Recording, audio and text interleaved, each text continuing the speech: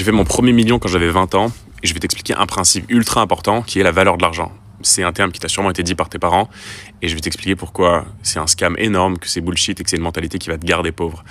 Première chose, c'est que la valeur de l'argent, c'est une histoire de proportion. On ne dit pas que tu es irresponsable quand tu vas acheter une baguette et que c'est 1 euro. Parce qu'en proportion de ce que tu gagnes, même si tu gagnes très peu, c'est rien. On va te dire que tu n'as pas la valeur de l'argent si tu gagnes 2000 euros et que tu vas acheter une paire de chaussures à 1000 euros. C'est pas responsable. Parce que tu as travaillé 2 semaines pour une paire de chaussures, ça fait aucun sens. Par contre, si tu gagnes 100 000, 200 000 euros par mois, tu peux te permettre d'acheter une paire de chaussures à 500 000 euros. Parce que ça n'a aucune valeur proportionnellement. C'est tellement petit que ça compte pas.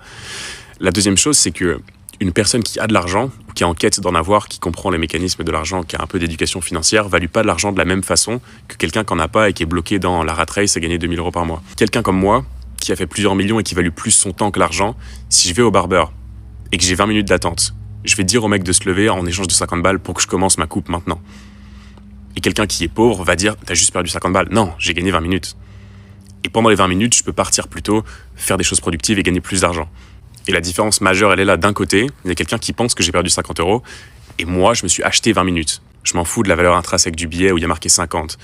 Je vois juste ce que ça m'achète, l'accès que ça me donne, le temps que ça me libère. Dernière chose que j'ai en tête, toujours prioriser l'image que tu as de toi-même et l'image que tu renvoies aux autres.